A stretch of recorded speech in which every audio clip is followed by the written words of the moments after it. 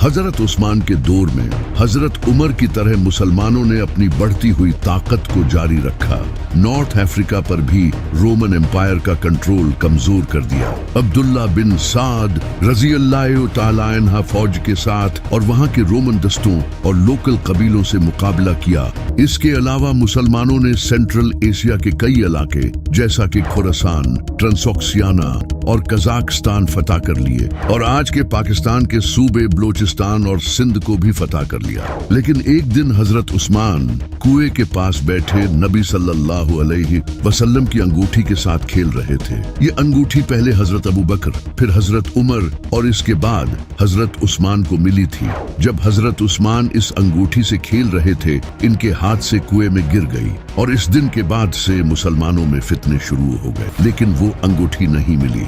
हजरत उस्मान रज़ी अल्लाह तआला अन्हा ने कुछ बहुत ही बुरे फैसले लिए, जैसा कि हजरत उस्मान ने अपने सौतेले भाई अब्दुल्ला बिन साद को इजिप्ट का गवर्नर बना दिया।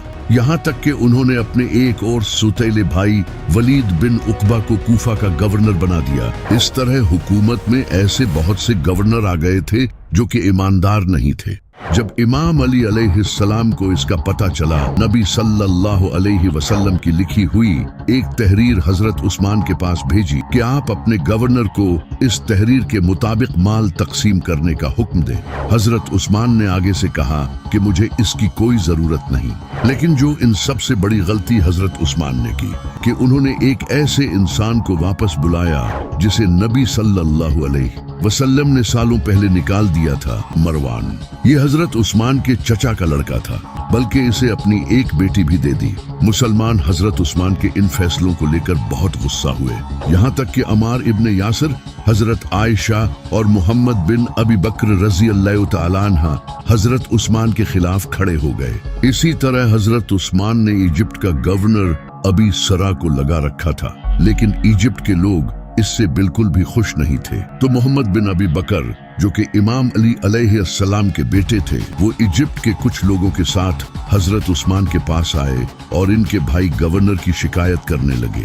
हजरत उस्मान ने कहा कि मैं अपने भाई को गवर्नर हटाकर नया गवर्नर लगाऊंगा। तो हजरत उस्मान ने इन्हें समझाकर वापस भेज दिया। तो रास्ते में रात के वक्त उन्होंने दूर से घोड़े को दौड़ते हुए सुना। मोहम्मद बिन अबी बकर इमाम अली अलैहिस्सलाम के बेटे थे और बहुत होशियार थे। उन्होंने अपने साथियों के साथ इसे पता चले बगैर पीछा किया और पकड़ लिया। जब इसकी तलाशी ली गई तो इससे एक खत वसूल हुआ जिसमें लिखा था कि जैसे ही मोहम्मद बिन अबी बकर इजिप्ट पहुंचे, इसका कत्ल कर दो। ट्विस्ट है, ये खत हजरत उस्मान ने नहीं बल्कि मरवान ने भेजा था। हजरत उस्मान ने तो खत लिखा था कि मेरे भाई को गवर्नर हटाकर मोहम्मद बिन अबी बकर को लगा दिया जाए, क्योंकि ये हजरत उस्मान का वजीर था कि मोहम्मद बिन अबी बकर जैसे ही इजिप्ट पहुंचे इसे कत्ल कर दिया जाए। लेकिन मोहम्मद बिन अबी बकर और इनके साथियों को लगा कि ये खत हजरत उस्मान ने भेजा है, तो मोहम्मद बिन अबी बकर अपने साथियों के साथ वापस मदीना आए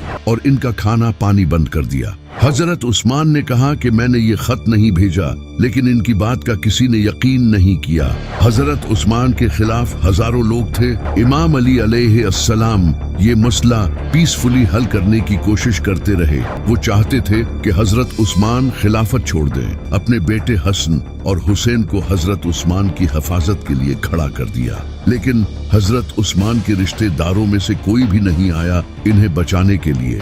लेकिन एक दिन कुछ लोग हजरत उस्मान के घर में घुस गए और उन्होंने हजरत उस्मान को शहीद कर दिया। लेकिन आज तक किसी को नहीं पता कि किसने हजरत उस्मान को शहीद किया था। अब अगला खलीफा कौन बनेगा, इस पर मुसलमानों में डिस्कशन शुरू हो गई। इमाम अली अलैहिस्सलाम को खलीफा बनाने का फैसला किया, क्योंकि वो जानते थे कि इस बिगड़ी हुई यही इंसान संभाल सकता है। लेकिन इमाम अली अलैहिस्सलाम खलीफा नहीं बनना चाहते थे। इमाम अली अलैहिस्सलाम ने कहा कि मेरे अलावा तलहा या जुबैर को खलीफा चुन लो, लेकिन तलहा और जुबैर रज़ी अल्लाह तआला अन्हा ने खुद कहा कि आपसे बेहतर इस वक्त कोई इंसान नहीं। तो इमाम अली अलैहिस्सलाम ने कहा, याद रखना अगर मैं खलीफा बना तो फिर इंसाफ होगा और तुम्हें मेरा हर हुक्म मानना पड़ेगा। तो लोगों ने कहा बिल्कुल ऐसा ही होगा। इमाम अली अलैहिस्सलाम ने खलीफा बनते ही करप्ट गवर्नर्स को हटाकर इनकी जगह नेक और ईमानदार लोगों को गवर्नर बनाया और करप्शन को खत्म किया जो कि पिछले गवर्नर करते आ रहे थे, और खजाने को अच्छे से मैनेज किया ताकि इस तरह इमाम अली अलैहिस्सलाम इस बिगड़े हुए निजाम को ठीक करने लगे। लेकिन हजरत आयशा, तलहा और जुबैर रजी अल्लाह तआला अन्हा ने कि वो हजरत उस्मान के खून का बदला लें, लेकिन इमाम अली अलैहिस्सलाम ने कहा कि मैं पहले इस पूरे निजाम को ठीक कर दूं, उसके बाद, क्योंकि उस वक्त सिचुएशन बहुत क्रिटिकल हो चुकी थी और अगर इमाम अली अभी हजरत उस्मान की शहादत का बदला लेते तो सिचुएशन और ज्यादा बिगड़ जाती। लेकिन हजरत आयशा, तलहा और जुबैर ने और वो बसरा की तरफ रवाना हो गए ताकि वहां से एक फौज लेकर जंग कर सके।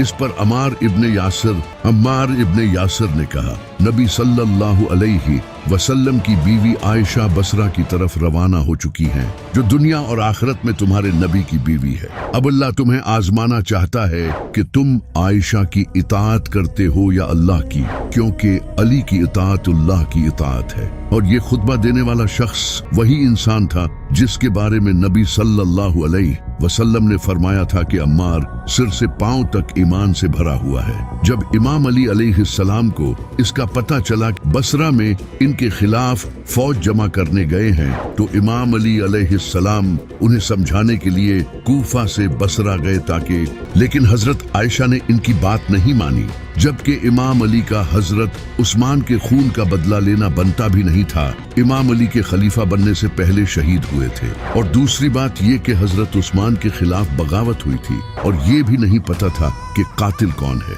और तीसरी बात ये कि अगर इमाम अली अलैहिस्सलाम तो ये भी इनका हक था क्योंकि खलीफा ऐसा बिल्कुल कर सकता है। लेकिन हजरत आयशा, तलहा और जुबैर ने उनकी बात नहीं मानी, उल्टा उनके खिलाफ बगावत शुरू कर दी, जबकि कुरान में आया है कि अपने अमीर की इताअत करो। और जैसा कि नबी सल्लल्लाहु अलैहि वसल्लम ने फरमाया था कि कुरान अली के साथ है और अली कुरान के साथ, कूफा वापस आ गए ताकि इन्हें रोकने के लिए फौज तैयार कर सके। जब हजरत आयशा इमाम अली अलैहिस्सलाम के खिलाफ जंग करने बसरा से निकली, गुजरी जहां पर कुत्तों ने हजरत आयशा रजी अल्लाह तआला अन्हा पर भौंकना शुरू कर दिया, और उन्होंने साथियों से पूछा कि इस जगह का नाम क्या है, जिस पर उनके साथियों ने कहा कि इस जगह का नाम हौब है। हजरत आयशा रजी अल्लाह तआला अन्हा ने कहा कि मैं इससे एक कदम भी आगे नहीं जाऊंगी। मैंने खुद नबी सल्लल्लाहु अलैहि वसल्लम से सुना था कि मेरी उस बीवी का क्या हाल होगा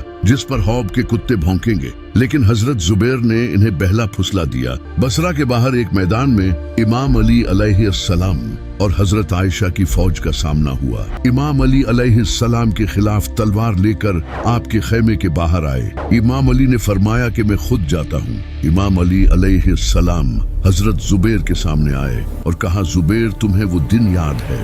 जुबैर, तुम अली से इतनी मोहब्बत करते हो, लेकिन एक दिन ऐसा भी आएगा जब तुम अली के खिलाफ तलवार लेकर खड़े हो जाओगे। देखो आज वो दिन आ गया। हजरत जुबैर रजी अल्लाह तआला अन्हा को जब ये याद आया और वो अपने घोड़े पर बैठकर वापस चले गए, लेकिन पीछे से इमाम अली अलैहिस्सलाम एक इंसान ने जाकर इन्हें कत्ल कर दिया और इनका गला काटकर इमाम अली अलैहिस्सलाम के सामने ले आया, जिस पर इमाम अली अलैहिस्सलाम ने कहा कि मैं इस इंसान को दोज़ख की बशारत देता हूँ। इमाम अली अलैहिस्सलाम पूरी कोशिश कर रहे थे कि ये जंग न हो, क्योंकि इनके मुखालिफ में मुसलमान थे। तो इमाम अली अलैहिस्सलाम ने अपने बेटे मोहम्मद बिन अबी बकर को हजरत आयशा के पास भेजा।